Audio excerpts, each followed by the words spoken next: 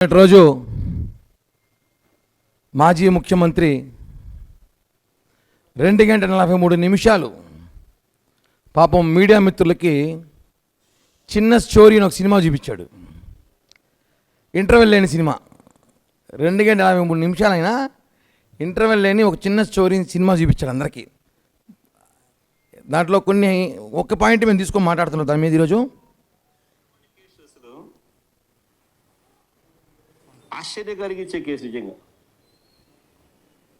ఈరోజు నిజంగా ఆశ్చర్య పరకామణి అనేది అసలు కేసు ఏంది అని ఒకసారి చూస్తే, ఆ రోజు హుండీ డబ్బులు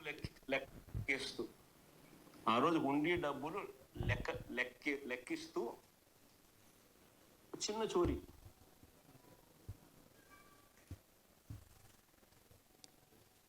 పరకామణి చిన్న చోరీ అని మాట్లాడడం ఆశ్చర్యకరంగా ఉంది. ఆయన ఆశ్చర్యకరంగా ఉంది, ఆయనకు కాదు, దేశంలో ప్రజలకు ఆశ్చర్యకరంగా ఉంది. చిన్న చోరీ అంటే ఏంటి? ఎగ్జాంపుల్ అడుగుతాం. మాకు కొన్ని సలహాలు, డౌట్ క్లారిఫై చేయాలి జగన్మోహన్ రెడ్డి గారు. ఇప్పుడు మనకు తెలిసి భారతదేశంలో పెద్ద నోటు 500 రూపాయలు, పెద్ద నోటే అందరికి తెలిసి. ఇప్పుడు ఇదే. ఇంకా చిన్న స్థాయికి వస్తే 200 రూపాయల నోట్లు ఉంటుంది. ఇప్పుడు దీన్ని దొంగతనం చేస్తే చోరీ అవుతుంది, దీన్ని దొంగతనం చేస్తే చోరీ కాదా? ఎత్తుకోవచ్చా? అంటే జగన్మోహన్ రెడ్డి దృష్టిలో లక్షల కోట్లు దోచేస్తేనే చోరీ, వేళ్ళు వందలు లక్షలు దోచేస్తే చోరీ కాదది. ఆయన దృష్టిలో చోరీ కాదది.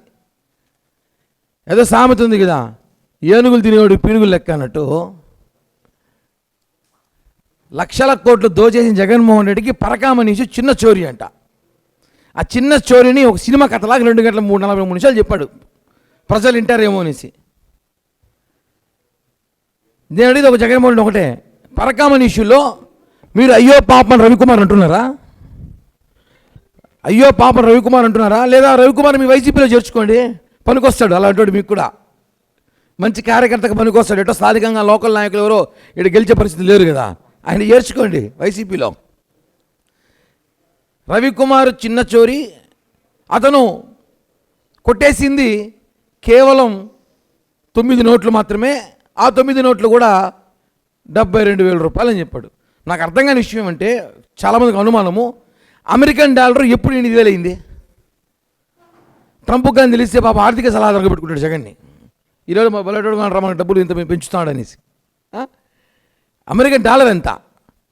8,000 ఎప్పుడు అయింది? 72,000 ఎలా వస్తుంది? లెక్కలో ఆయన మిస్ అయినాడా, లేకపోతే మనకు లెక్క నేర్పిస్తున్నాడు తెలియట్లా. 92,000 కొట్టేస్తే 72,000 కొట్టేస్తే ఏమవుతుంది అంటాడు. కొంతసేపు 9 నోట్లు అంటాడు, కొంతసేపు 90 నోట్లు అంటాడు. ఆయనకి తెలియదు అసలు ఏమో రాసుకుని మాట్లాడాను పరకామణి విషయంలో. అసలు నోట్లు కొట్టేసిన దొంగని రవికుమార్ని అయ్యో పాప అంటున్నాడా? అతను ప్రాయచితంగా 14 కోట్ల రూపాయలు మళ్ళీ టీడీడీకి ఇచ్చాడంట. చిన్న ఉద్యోగి, వాస్తవమే. ఆయన ఏకాంకి, ఒక అటెండర్ పోస్ట్ కన్నా చాలా చిన్న పోస్ట్ అది. ఒక ఆఫీస్ బాయ్ కన్నా చిన్న పోస్టు. పెద్ద జయగారి మఠంలో పనిచేసే చిన్న పోస్ట్లో ఉన్న ఒక వ్యక్తి 14 కోట్లు ఎలా ఇచ్చాడు? అతను జీవితాంతం కష్టపడిన 14 లక్షలు సంపాదించడం నాకు తెలిసి, నిజంగా నిజాయితీగా జీతం తీసుకుంటే 14 కోట్లు ఎలా ఇచ్చాడు? అంటే మీరు ఈరోజు ఏసీపీ దాడులు జరుగుతుంటాయి, మనం చూస్తుంటాం. 10,000 పట్టుకున్న అధికారిని సస్పెండ్ చేశారు, జైలుకి పంపించారు. మీరు ఎందుకు ఆయన్ని సస్పెండ్ చేయలేదు, జైలుకి పంపలేదు? మీరే మాట్లాడుకున్నారు కోర్టులకు పోకుండా. మళ్ళీ జ్యుడిషియల్ జరిగిందంట. అంటే జ్యుడిషియల్ ఏంది? చిన్న దొంగతనం చేసేస్తే జడ్జిల మధ్య కూర్చోబెట్టి పోలీసులు రాజీ అయిపోతే జ్యుడిషియల్ న్యాయంగా ఉంటుందని చెప్తున్నాడా? ఏం మాట్లాడుతున్నా అసలు ఆయన? జగన్మోహన్ రెడ్డి దొరికిపోయాడు. దొరికిపోయిన దొంగలకి బాస్ అయినా ఆయన చోరీల గురించి మాట్లాడుతూ, నిన్న చిన్న చోరీ గురించి మాట్లాడుతూ, ఆయన లక్షల కోట్లు దోచేసి అది దొంగతనమే ఆయన దృష్టిలో. ఈ పరకామణి దొంగతనమే కాదు, 100 కోట్లు దొంగతనం కాదు, ఇసుక మాఫియా దొంగతనం కాదు, లిక్కర్ స్కాము మంచి దొంగతనం కాదు. ఇవన్నీ కూడా స్కాములు కావు ఆయన దృష్టిలో. ఇవన్నీ చిన్న చిన్నవి, సింపుల్. లక్షల కోట్లే జగన్మోహన్ టార్గెట్.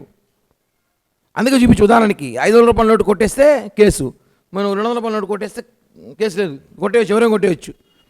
మీకు తెలుసో తెలీదో ఒకసారి క్రైమ్ రికార్డులు చూడండి ఎక్కి.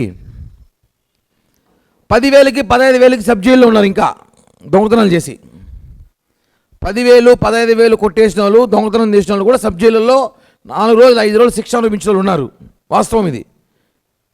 ఆ మాత్రం మీకు తెలీదా? మీరు ఉన్నారు 18 నెలలు జైల్లో. ఎందుకున్నారు? వేల కోట్లు కొట్టేశారు కాబట్టి ఉన్నారు. ఎంత చులకనగా మాట్లాడతారంటే ప్రజలు ఓడించిన సిగ్గు లేకుండా ఐఏఎస్ ఐపీఎస్ అధికారుల్ని వాడు వీడుని మాట్లాడతాడు. వాళ్ళు చదువుకున్నారు, నీలా తాడేపల్లి ప్యాలెస్ చదువుకోలే వాళ్ళు ఐఏఎస్లు ఐపీఎస్లు ప్రిపేర్ అయ్యారు. వాళ్ళు ఐఏఎస్లు ఐపీఎస్ చదివిన ఒక అధికారుల్ని వాడంతా వీడంతా, వీడి కథ చూస్తా వాడి కథ చూస్తాడు.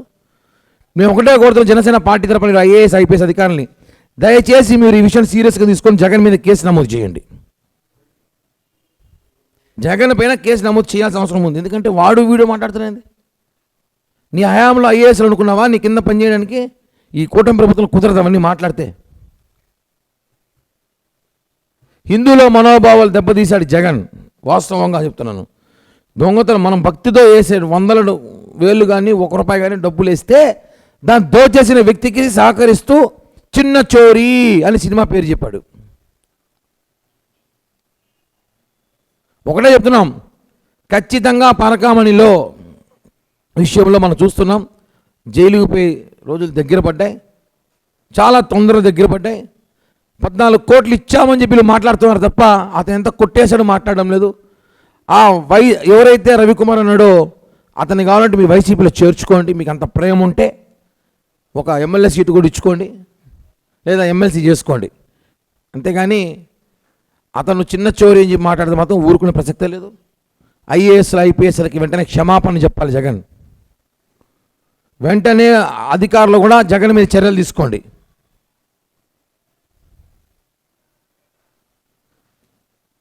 చివరిగా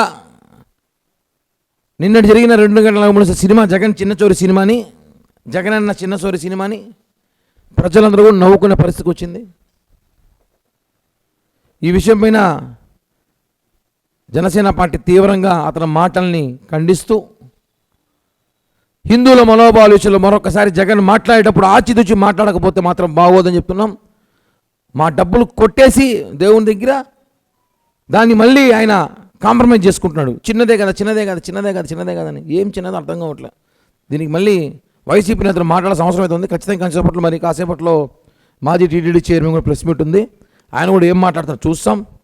మళ్ళీ దాని మీద మేము రెస్పాండ్ అవుతాం. చిన్న చోరీ